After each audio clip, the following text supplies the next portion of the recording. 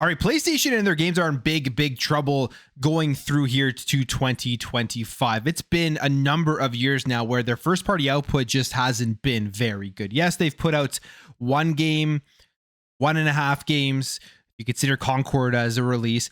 And those games, for a lot of people, they have enjoyed them, but you would have expected to have more than that from PlayStation if you are a PS5 owner. A number of years here and only 2-3 games that you've been able to play from their first party studios. And you see tons of people who tout PlayStation as making the best games, the best exclusives, and the main reason why people do buy PlayStation 5, which if you look at statistics, you look at the data of what people are playing, the reality is that is just not the case. People are buying PlayStation 5s for many other reasons besides their exclusives, but there is still a percentage of people that have a PlayStation 5 for the exclusives. A lot of that may be their secondary console, or maybe it's just literally their only console and the only games that they do play. And if you are that person, you have a PS5 for that reason alone, the last number of years has not been good enough for PlayStation. And it seems like it isn't going to be improving in 2025, which is something that I was completely wrong on. And I'm very willing to admit that I thought this year was going to be a big coming out party for PlayStation. I thought that they were going to start the year off strong and give us a look at what is coming out this year in 2025 from their PlayStation first party studios, or even just insight into some of the games being developed, or a look at games that have been previously announced like Wolverine and say that it was coming out this year.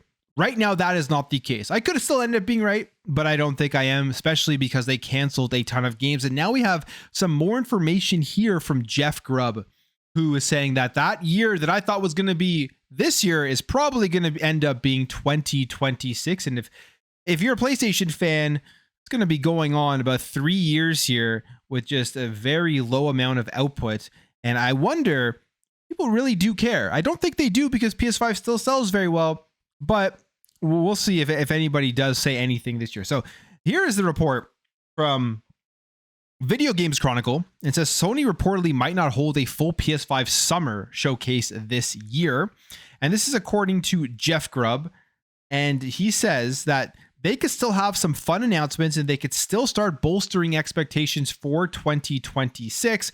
Internally, it sounds like they're debating and flopping between maybe making something this summer a full showcase versus another state of play, but they are considering a showcase. And if they have a showcase, that means they'll have a lot of stuff to talk about. And at that point, you would definitely expect to see Wolverine and a lot of other games that could come out next year. Now he goes on here to say PlayStation's last showcase event was in 2023 when it announced multiple games for PS5 and PSVR 2, including Metal Gear Solid Delta and extensive looks at Spider-Man 2, Dragon's Dogma 2, and more. So there was a lot of third-party games in the last big PlayStation showcase. I think that was one of the major criticisms here for that last PlayStation showcase, was just that, yeah, there was Spider-Man 2 and a couple of PSVR 2 games that it seems like they've pretty much abandoned PSVR 2 at this point, but there wasn't a lot of first party content there, and people's hopes, it's 2023 was the last one, have been falling since then. So Jeff Grubb here isn't sure that they're going to be having a PlayStation showcase, but regardless whether they do or not, the reality is this showcase that is coming up, if they do end up having one in the summer, is going to be for 2026. This is going to be another year where Ghost of Yote is seemingly the only game that PlayStation is going to be releasing. It may be great. It may be a phenomenal 10 out of 10 experience, but as the only first party exclusive developed by PlayStation Studios, going on here about 3 years that they've only had one, and I guess Concord as well, if you want to consider that, as I said previously, it is just not a strong generation, I would say, so far for the PS5 and their first party output. In fact, there was one live service game that people were expecting to see this year. You see it in the comments, you see online people continuously saying fair games, fair games, fair games. It's going to be like the next big thing from Sony. It's one of the few live service games that did not get canceled. And if you're looking for multiplayer and live service in Sony right now from their first parties, it's just not there. And fair games potentially could put them on the map. They wanted Concord to do that. Obviously, that did not work out. Fair games could be the one. But here is some more news about this that is looking seemingly like it's going to be 2026, which is finally the year where we start seeing a lot of production and a lot of output from their first parties. It says here, again, from Jeff Grubb, who claimed here that the game, which was first announced 2 years ago, this is from Haven, that new studio. This is their first game from Haven.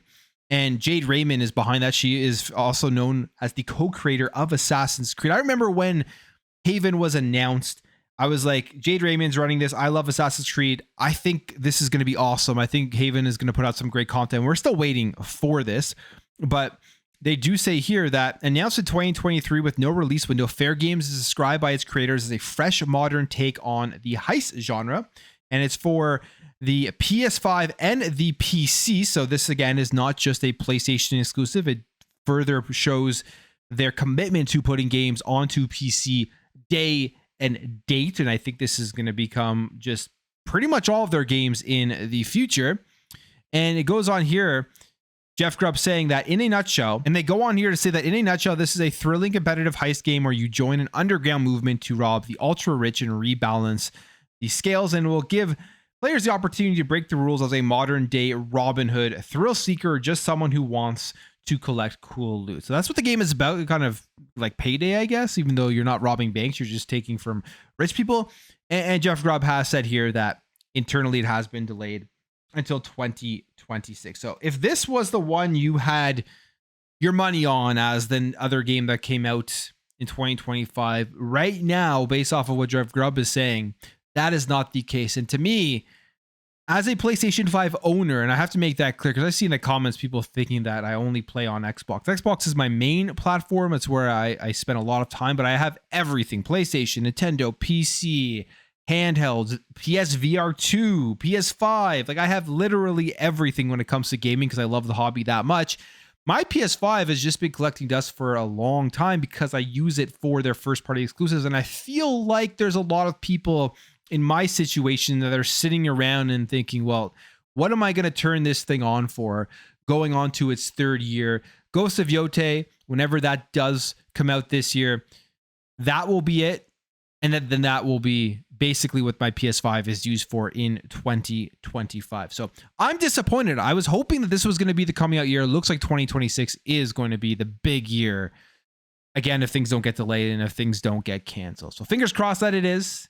And we only have to wait one more year before we start to really see the games that they've been working on. I really want to see Wolverine. I would love Insomniac to show it off this year and give us a release date. That would be fun. But we have no idea what is in the future plans here for PlayStation Studios. I'm going to end the video there, guys. Let me know your thoughts on this. Do you agree? Do you disagree? Are you like me? Do you use your PS5 for the exclusives, or do you play everything on your PS5? Thank you for watching. Thank you for support, and I'll catch you in the next video.